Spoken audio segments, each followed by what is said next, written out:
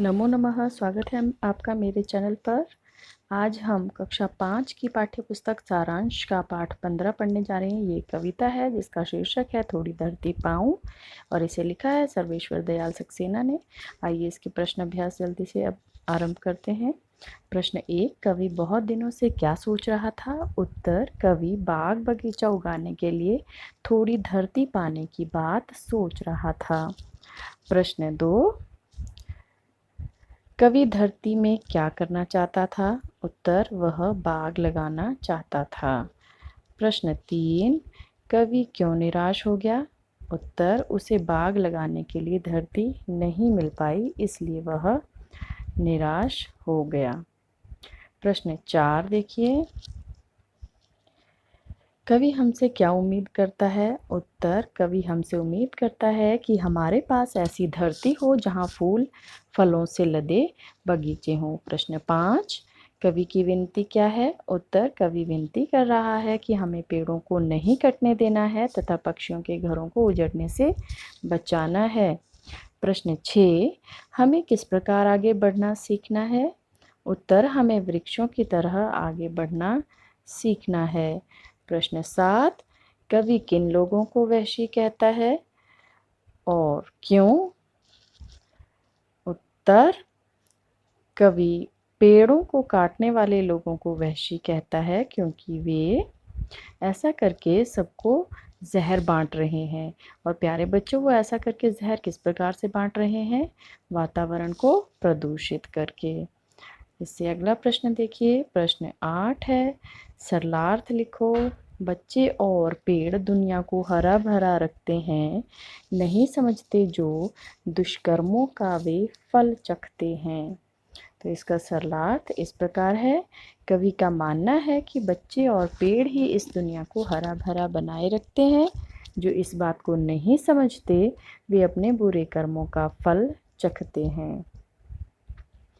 अगला प्रश्न है, काव्यांश पढ़कर प्रश्नों के उत्तर दीजिए। एक एक पत्ती पर हम सबके सपने सोते हैं, शाखें कटने पर वे भोले शिशुओं सा रोते हैं। पहला प्रश्न, हमारे सपने कहाँ सोते हैं? उत्तर, पेड़ों की एक एक पत्ती पर। प्रश्न 2, जब पेड़ों की शाखाएं काटी जाती हैं तब वे कैसा अनुभव करते हैं? उत्तर, तब वे भोले बच्चों के समान रोते हैं। प्रश्न 3 देखिए, पत्ती का पर्यायवाची शब्द लिखिए। उत्तर है पत्र और पर्ण। इसे अगला प्रश्न देखिए।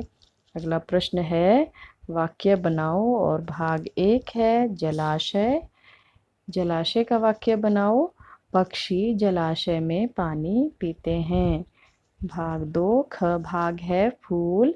मुझे गुलाब का फूल पसंद है। फल, हमें रोज फल खाने चाहिए। पेड़, पेड़ पर चिड़िया बैठी है।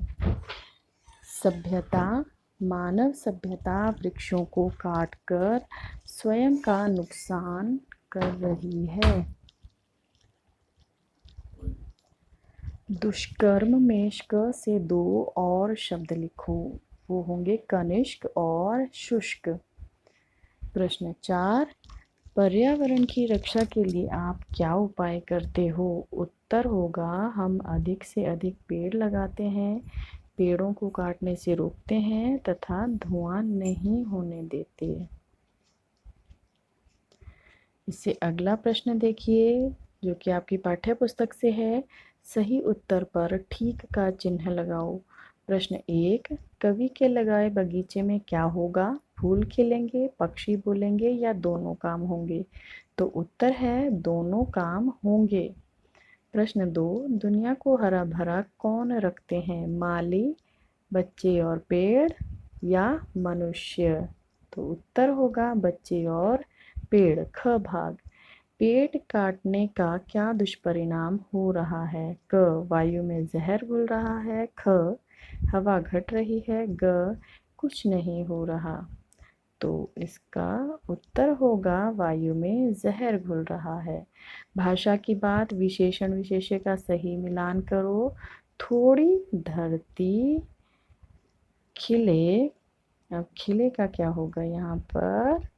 खिले फूल, ताजी हवा, प्यारी खुशबू, हरे भरे पेड़।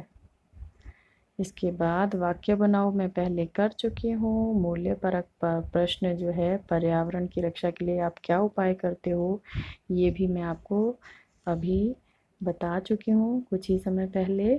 तो इस प्रकार से हमारा ये अध्याय आज समाप्त होता है। आशा है आपको समझ आया होगा। धन्यवाद।